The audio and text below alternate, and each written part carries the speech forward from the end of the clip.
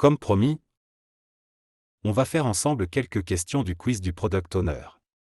Avant qu'on commence à décortiquer les questions, il faut que je vous conseille sur la façon avec laquelle il faut aborder le questionnaire. OK? Ce qui est plus important que la question, c'est le sous-intitulé. Le sous-intitulé qui indique combien de bonnes réponses il y en a. Il faut toujours commencer par ça, parce que ça va nous indiquer s'il y a une réponse, 2 réponses, 3 réponses, ou choisir plusieurs réponses. Ça dépend. Il faut toujours commencer par ça. Let's go. Parmi les parties prenantes suivantes, laquelle le Product Owner doit-il prioritairement satisfaire? Les utilisateurs finaux du produit? Les users? Est-ce qu'on a parlé des users? Oui, on a vu ça. Apparemment, ils sont très importants. Pourquoi? Parce que ce sont eux qui nous donnent les feedbacks. Pas mal. Les cadres exécutifs. Je préfère la A.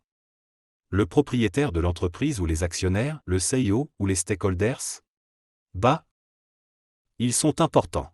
B et C sont importants. Mais, les utilisateurs, les users, sont les gens les plus importants pour nous en tant que PO. Pourquoi? Parce que, ils vont nous donner des feedbacks et ça c'est très important. OK? Choisissez la meilleure réponse, donc une seule bonne réponse. Quelle description correspond le mieux au rôle du Product Owner? Réponse A. Est-ce qu'il est protecteur du périmètre? Non, on n'est pas à Game of Thrones. 2. Collecteur de besoins? Ça pourrait l'être. C'est pas mal. On va la mettre à côté. Maximisateur de la valeur. Bah bien évidemment, c'est maximisateur de la valeur. Le rôle du Product Owner ne se limite pas uniquement à collecter des besoins. OK? C'est très important à comprendre. Son rôle, c'est de maximiser la valeur, value maximizer ou value optimizer. OK? Question 3. Choisissez la meilleure réponse, donc il y a une seule bonne réponse. Combien de temps un Product Owner doit-il passer avec les développeurs? Est-ce qu'il doit passer 100% de son temps avec les développeurs? Je pense pas, on a déjà vu ça dans le e-learning. Il n'est pas un babysitter, il n'est pas un devsitter, ça c'est important, il a d'autres choses à faire. 50%? Non, ça n'existe pas une loi qui dicte combien de temps. Suffisamment pour qu'il ne soit pas surpris par la valeur livrée? J'aime bien ça, on va la mettre à côté. Qu'il est suffisamment présent, c'est pas mal.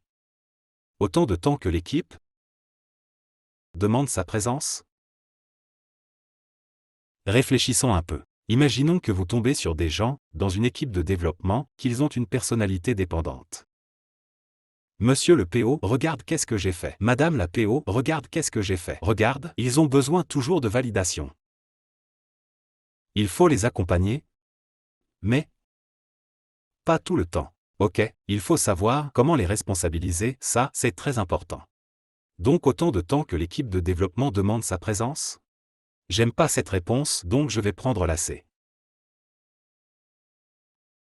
Quelle tâche le Product Owner peut-il déléguer?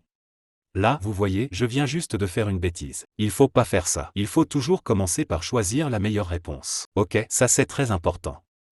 Choisir la meilleure réponse. Une seule bonne réponse ici. Quelle tâche le Product Owner peut-il déléguer? Donc je me rappelle bien du cours.